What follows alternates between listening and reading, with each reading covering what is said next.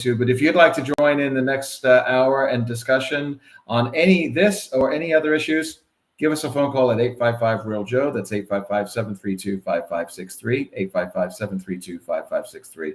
And looking forward to chatting with you in hour number 3 here at at Joe Messina, the Joe Messina Show. He'll be back again tomorrow night. Don't go away, folks.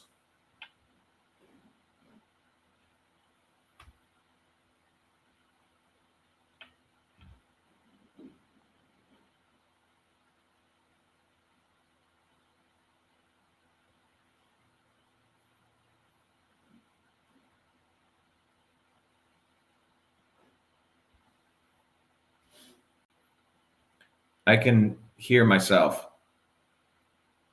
Oops.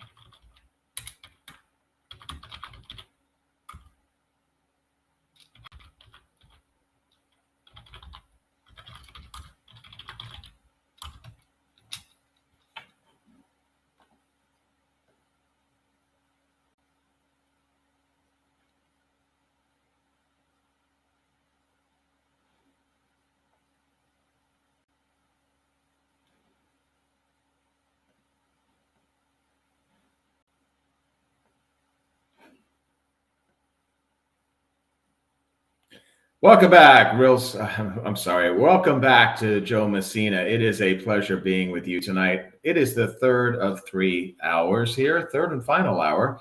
And as I mentioned on the outset, I'll be back again here with you in this chair 2 weeks from tonight.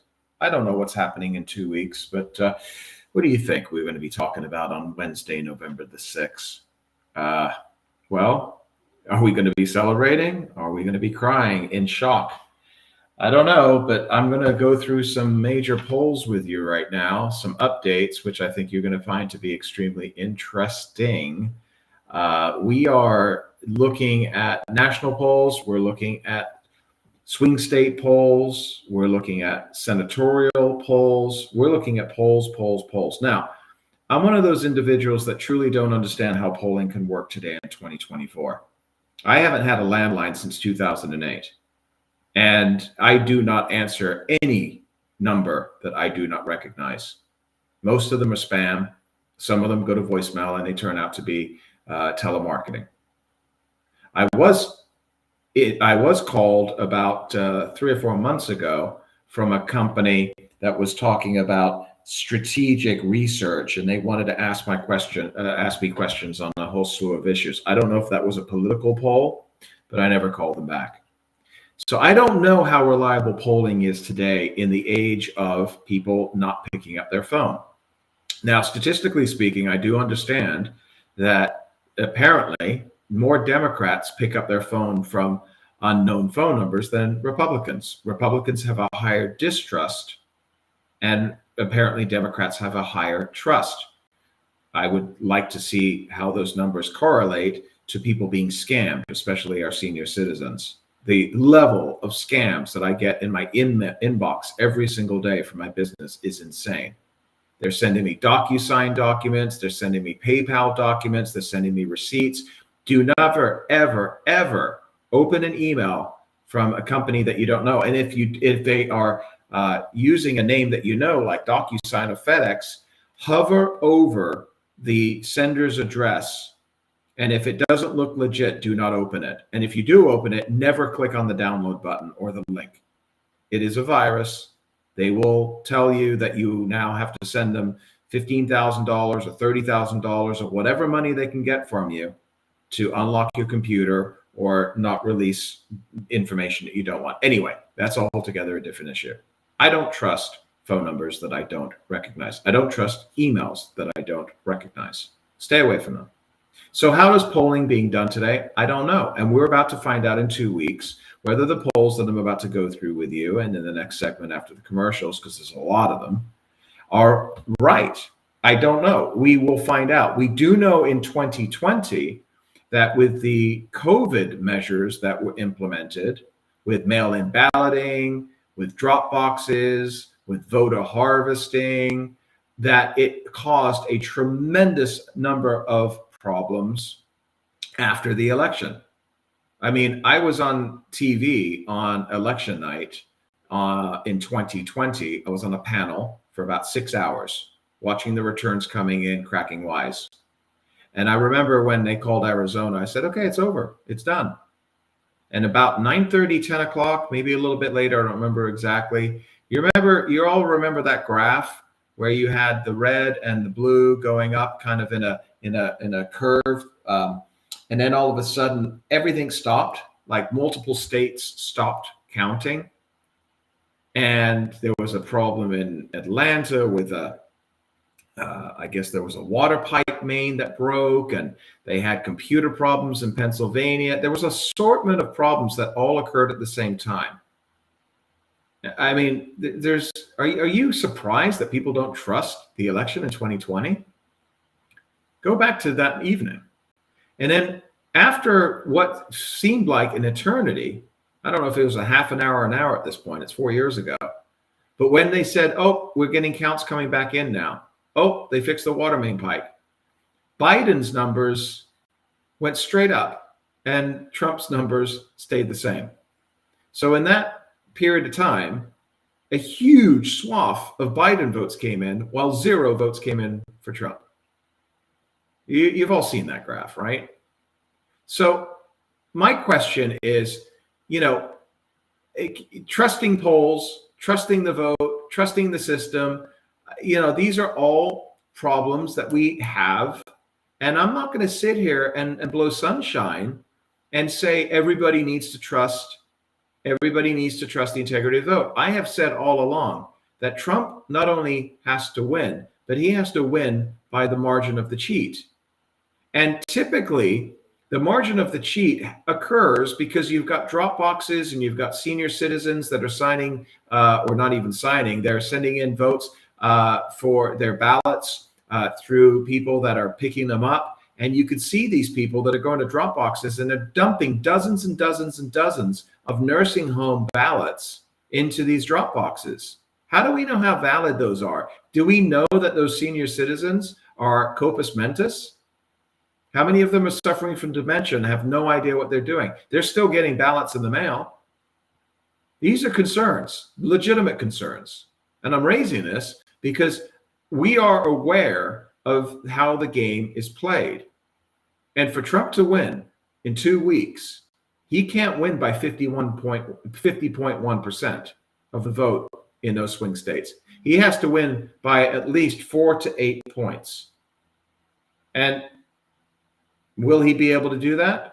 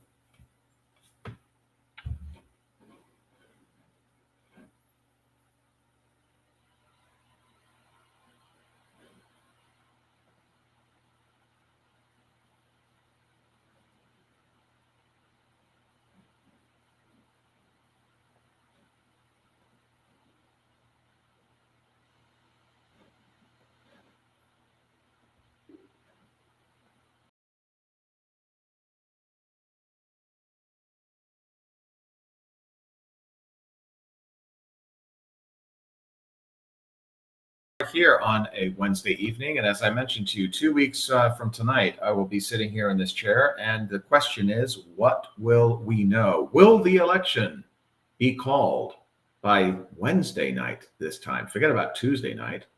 Unless it is such an incredible performance by one or the other that is so beyond expectations, that the polls are so far out of whack. And I'm going to go through those polls right now with you, that we may be looking at a situation where Arizona is talking about Maricopa County, which is most of the population of Arizona. It's the greater Phoenix Valley area. They may not know the results for days. And if either of the candidates are waiting for Arizona, it's going to be extremely close. We're talking about Pennsylvania, maybe not knowing for a few days. Again, these are not issues that we are used to seeing. I don't understand why the machine and the technology has changed, other than mail-in balloting, and for them not to be able to count those ballots until the polls close. There needs to be a better way. Or maybe we just shouldn't have mail-in balloting. Maybe we should just go back to the way it used to be, and it used to work so well. Well, yes, absentee ballots, if you're in the military or overseas, sure, of course.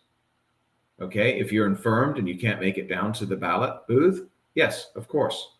But for the most of us, for the rest of us, okay, maybe we would have a problem all getting there on one day. Let's have a couple of days for voting in person. I still prefer that one Tuesday, the first Tuesday of November, every 4 years. Call me traditional. I get it. People are busy.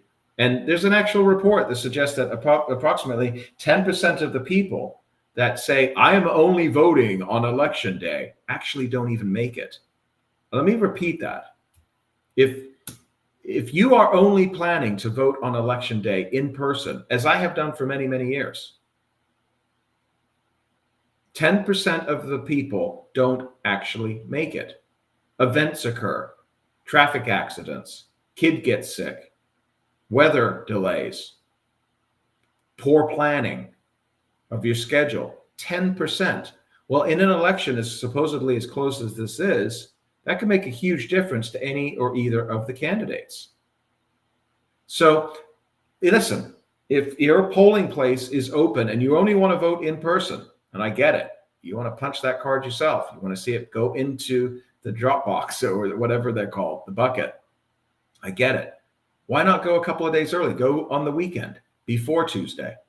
Let's get the vote in before election day, because this election is going to come down to literally a handful of counties and a handful of states, and every single vote counts. And if you're voting for one or the other candidate, and I assume most people listening to the show are voting for Trump, don't you want him to win with a plurality of the vote? You know, the popular vote is something that the Democrats have thrown in Republicans' faces for so long, and I get it. Well, they're running up the vote in California, New York, and Illinois. So every single vote should count, and you should vote no matter whether you're in a swing state or not. Now, let's take a look at the polls. This is really interesting. This is fresh off the presses from Real Clear Polling. Real Clear Politics does an average of the polls. And I'm going to go through a lot of them right now. So, you know, it might sound like a lot of numbers and gobbledygook, but listen to the trends that I'm talking about here. First of all, let's talk about the State of the Union. The President Biden's job approval, he is still president, believe it or not, disapprove, negative 15.2%. 15 points in the wrong direction. That goes to Trump. The direction of the country, wrong track, right track, wrong track, is negative 38. That's devastating for an incumbent. And for all intents and purposes, Kamala is the incumbent. The battle for the White House, the national polls right now, national, and I do not put a lot of stock in national polls. Again, California, Illinois, New York run up the polls for the Democrats each time and every time. But Harris right now is up 0.2%. Holy cow. This is a number that has the Democrat campaign right now, I think nervous is going to be an understatement. They're going into conniptions. Kamala needs to be ahead 6, 7, 8 in the national poll to win. We're looking, go back 4 years off the top of my head. I think Biden was up 6%. Go back 8 years, 2016. I believe Hillary was up 8%. And I may have interchanged those numbers. It may have been 6% for Hillary and 8% for Biden. Hillary lost at 6%. That's right. Biden won barely at 8% ahead in the national polls. Harris right now on the national polling average is up 0.2%, 0.2%. That's very good news for Trump. The top battlegrounds average right now, Trump versus Harris, Trump is up 0.8%. Now let's get into the battlegrounds themselves. This is where the race is going to be won. We all know this. We all know the states. We all know the states, 7 of them: Pennsylvania, North Carolina, Georgia, Arizona, Wisconsin, Michigan, and Nevada. The Pennsylvania, they say if they win Pennsylvania, you've won the campaign. Well, I think early night, election night, Trump voters need to be looking at Georgia, North Carolina, and Pennsylvania. Pennsylvania, Trump versus Harris. Trump is up 0.5%. Goes to Trump. North Carolina, Trump versus Harris. Now, North Carolina is a little tougher. Western North Carolina is still in cleanup mode. Many people don't have infrastructure. The tragic, horrible Hurricane Helene has just devastated parts of that area, south of Asheville, including Asheville. So I'm not too sure how that's going to impact the election. But right now, North Carolina, Trump versus Harris, Trump is up 0.5%. Georgia, Trump versus Harris. A lot of Democrats last week were extremely excited because they saw huge numbers coming out to vote early. Well, apparently, Democrats are now backtracking a little bit, and they're realizing that that doesn't necessarily bode well for them, that a lot of those early voters may be Republicans. Trump versus Harris in the state of Georgia, as of right now, Trump is up 2.4%. Arizona, Trump versus Harris. Trump is up 1.6%. Wisconsin, Trump versus Harris. Trump is up 0.1%, basically dead even. Michigan, Trump 0.2%, even. Nevada, Trump is up 0.7%, goes to Trump. If you're the Trump campaign, you're at Mar-a-Lago right now, you're feeling pretty good. Don't go away, folks. We'll be right back here after the break, and we'll continue this discussion and run down the polls. Next, we're going to get to the Senate. We'll be right back. Joe Messina.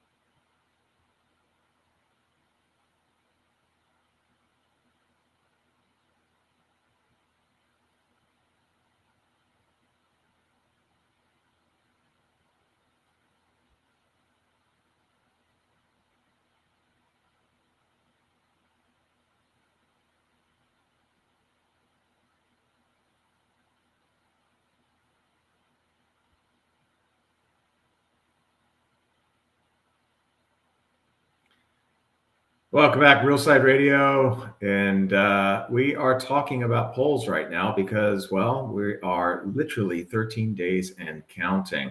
Now, a lot of people are concerned about the presidential race, as they should be, and they should vote accordingly.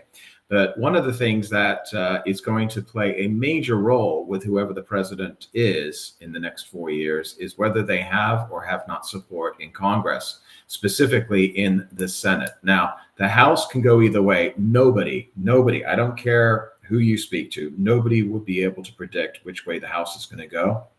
I will put this out there right now. The House of Representatives, whether it's Republican or Democrat, will have the slimmest of majorities in the next 2 years. I truly believe that there will probably be a 4 or 5, 6, 7, maybe on either side. And let's hope it is with Mike Johnson's side, the Republicans. But the main power is going to be for the Senate.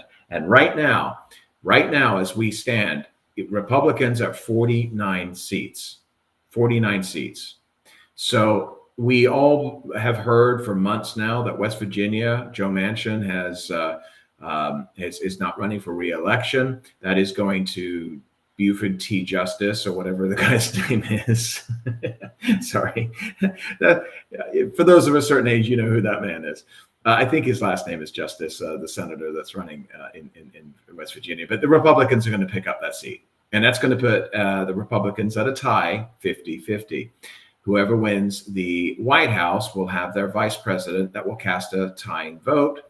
This is exactly what's been happening for the past 4 years with Kamala Harris. And her tie vote has pushed us to the brink of war, has pushed us to the brink of insolvency, has cost us million jobs. We're talking about inflation. We're talking about the border crisis. This is all the power of the Senate and her ability to pass measures, pass bills with that 50, that split vote. So it's extremely important. However, if we also take a look at another state, which a lot of people believe that Shaheen is going to be picking up the seat from Tester in Montana, and that will give the Republicans the majority. And you may have a John Thune, who's going to be the House Majority Leader, South Dakota senator, and now you have the power. The question is, there are several other states that are also vying for the battle of the Senate that are extremely close. And this will determine whether or not the Republicans will have 51 to 57 seats. Let's go through those seats right now. Again, I'm using Real Clear polling averages, which is an average. It's a mashup of all of the legitimate polls. And again, going back to my previous statement, how reliable are polls in 2024? I don't know. However, what we are looking at right now is, let's start out with Ohio. Ohio, you have Sherrod Brown, you got Marino. Brown is up right now 0.6%. That's a dead heat tie for the Senate. They did not expect Sherrod Brown to lose that seat. And now the Democrats are funneling money into the state of Ohio, which is a red state. Pennsylvania, that is the big state for this election. And who wins Pennsylvania most likely will win the White House and possibly take with them the senator from the state of Pennsylvania. Right now, Casey has been the senator there for the past 12 years. Basically he grew up in politics. His father was in politics, and he is now actually posting commercials saying that he agrees with Donald Trump on tariffs and other economic policies. This is incredible to me. And he's not the only one. Other swing state senators, candidates are also putting out commercials saying that they agree with Trump on the economy. They know the economy is Kamala's downfall. This is her problem. This was her administration with Joe Biden. Right now, the Pennsylvania Senate, McCormick, who is a great candidate, doing really, really well. I watch him on multiple different programs and YouTube interviews. over the last several months. McCormick versus Casey. Casey is up 1.9%. That's 2%. That's still within the margin of error. And it is closing towards the Republicans in that state pretty quickly here. I expect that to be almost tied by the time we see the next poll. I mentioned to you Sheehy versus Tester. Sheehy is up 7 points against Tester. Montana's gone for the Democrats. Wisconsin, surprise, surprise, surprise. We've got Hovde versus Baldwin, Tammy Baldwin. Hovde is a businessman. He's doing exceptional campaign commercials. He's got one commercial out right now that he put out himself, and it does the gray photography, the dark music, and it says Hovde is, he hates children, he hates old people, and it's a joke against political campaign ads. It's very refreshing to see. Hovde is practically tied right now. They didn't expect Tammy Baldwin to lose this election. They didn't even invest any money into it at the beginning. Democrats are freaking out about about Wisconsin, because Baldwin is up 1.5%, well within the margin of error. And again, Wisconsin can close very quickly and often does. It makes its decisions in the last few days of an election. And right now it's trending towards Trump and Hovde. Michigan Senate, Rogers versus Slotkin. Slotkin is famous for 3 weeks ago saying, we're losing Michigan in regards to the presidential campaign. Rogers, he's a great candidate. Slotkin, not a great candidate, not a good Democrat. Slotkin is up 3%, right at the margin of error. That Rogers has a little bit of work to do there. I would be surprised to see Rogers win it, but he can win it. And it could happen in the next week or so where we could start to see those polls close even more. There are some polls out right now showing Rogers is ahead of Slotkin. So Republicans are putting a lot of money right now into Michigan. They are investing into that Senate race, and they could just darn well win it. Arizona, Kari Lake versus Ruben Gallego. I watched the debate between Kari Lake and Ruben Gallego last week, and I'm not a huge fan of Kari Lake. I like her. She's a strong tiger. She gets out there. She gets in your face. The problem with Kari Lake is her personality. It rubs a lot of people the wrong way, and she's not Donald Trump. So she is losing right now in Arizona. The average for Kari Lake and Ruben Gallego is up 6.3%. That's beyond the margin of error. Kari Lake has some work to do. It's not impossible. And again, Arizona can close, and maybe Kari Lake can cross the line. But if she does win, it's going to be by a squeaker. I would like her to win just for the numbers. I find Kari Lake to be a formidable opponent, and she's right on all the right issues, which is why I want her to win. It's a shame that she has been so aggressive, and she turns a lot of people off in Arizona. But she could still win this thing, and she could bring it home. She needs to catch up. She's 6 points down. And last but not least, Nevada. I used to live in Las Vegas. It used to be a red state. It has become a blue state. SEIU, the unions, the service workers unions there, basically run Clark County and run the politics there. You've got Brown versus Rosen, and Rosen, the Democrat, right now is up 5.3%. Nevada is oftentimes Lucy in the football. They're saying right now Trump is leading in Nevada. I would be surprised if he won it. I would be delighted if he won it. Let me just say, if Trump wins Nevada, it will be a landslide across the country. If he wins Nevada, there's a chance that he could win even New Mexico. I mean, I think that Nevada is a very, very tough get for the Republicans. The infrastructure, the Harry Reid infrastructure, he's no longer with us, but the Harry Reid infrastructure and the union bosses really run that state. And when I lived there, it was 30 years ago. John Ensign was the senator. I met with him. Had him do a debate with Bob Coffin, who was the state senator trying to take his seat. I remember it was a right of center state. Unfortunately, for 30 years, disaffected blue Democrat voters have left California and brought their politics with them into the state. That, along with the SEIU union bosses, we'll see what happens. But I will say this about Trump. He really knows how to target his demographics. And by him focusing on Nevada and talking about no tax on tips, where many, many people, especially in Las Vegas and in the Lake Tahoe area, Reno, work on tips, live on tips, they do very well. Hopefully he can pull them across. Right now, however, looks like it's going to stay Democrat. We'll be right back after the break. Don't go away.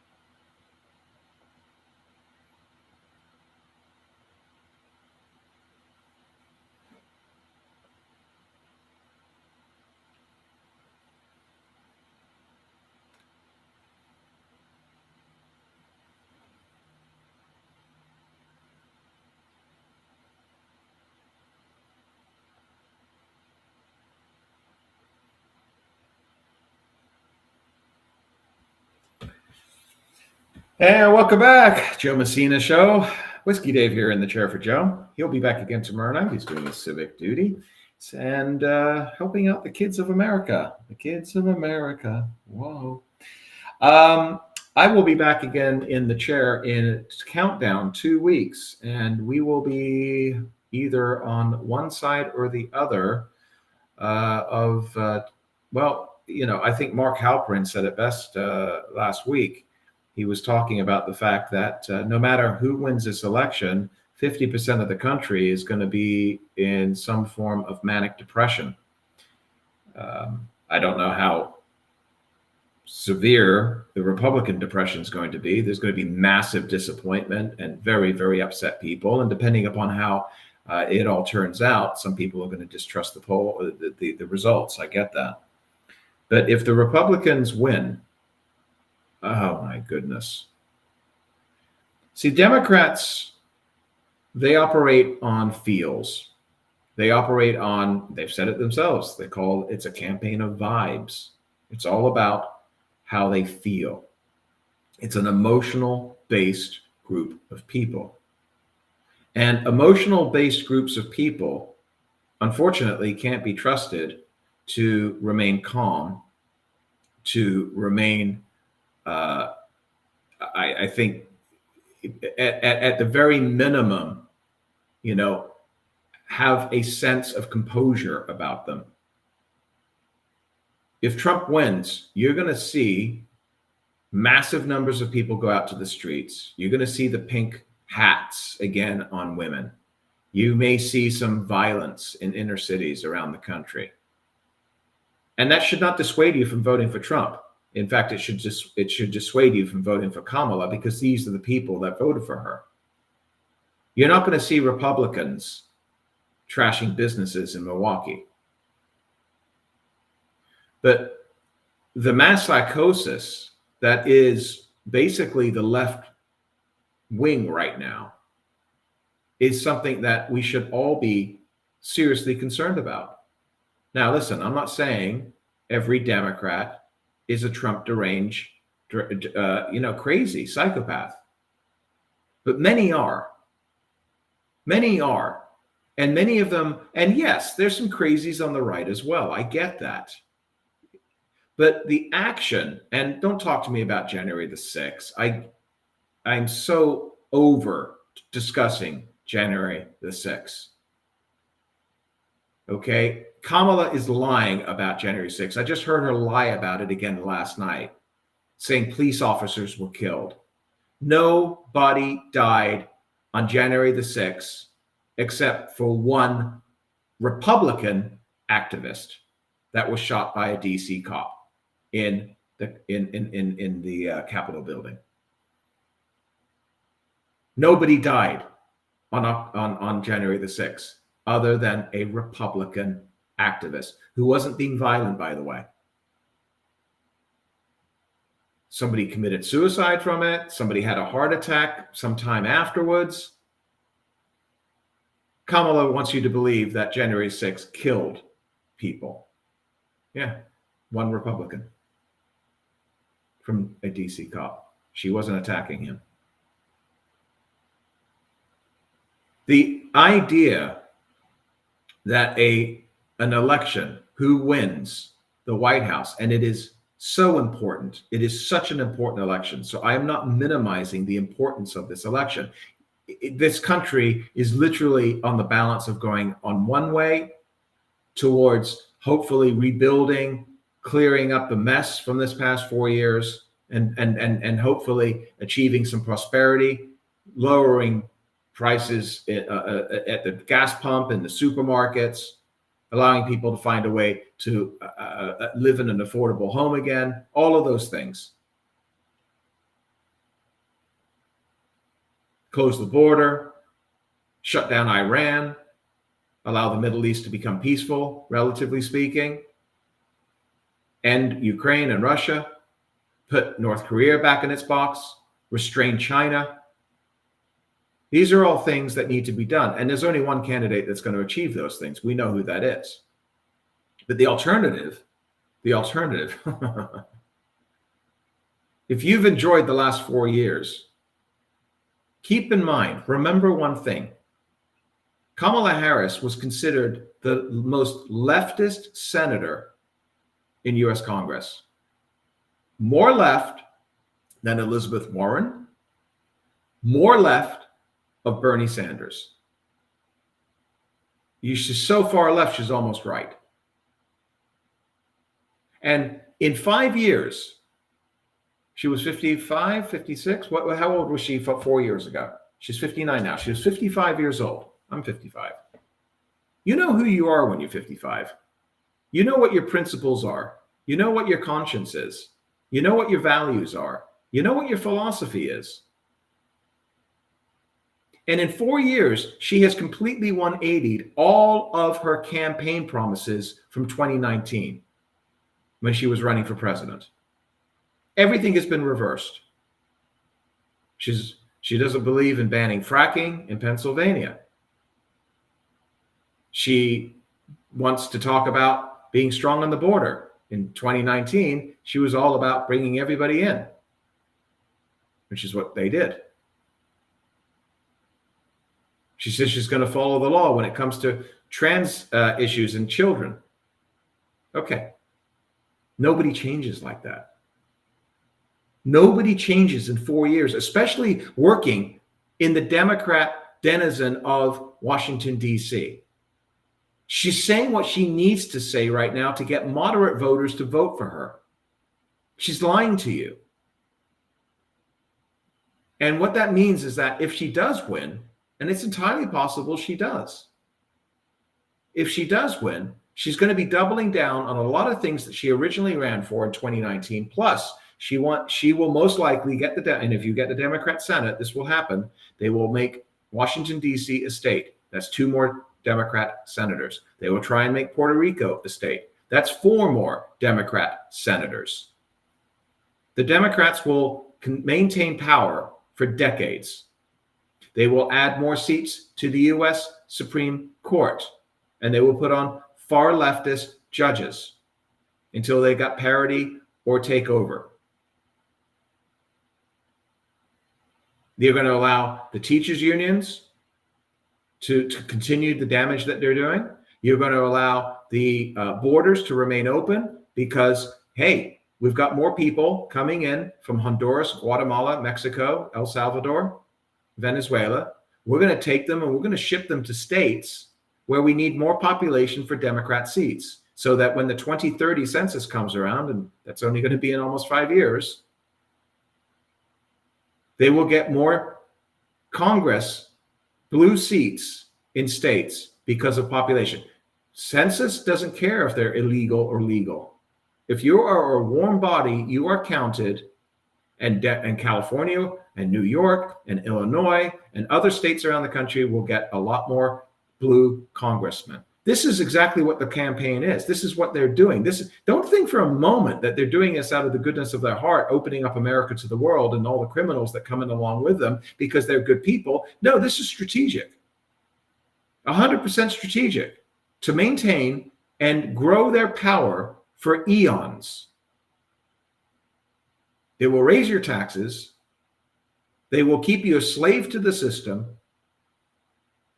And I fear for our nation if that was the result in less than 2 weeks. I'll be here in 2 weeks, and we hopefully will have that result. Now, I'm optimistic. The polls are looking like they're strong for Donald Trump. Donald Trump is always undercounted. I'm sure you've heard that. Okay. Hillary was up 6 points in 2016. Trump won. Biden was up 8 points. Trump almost won.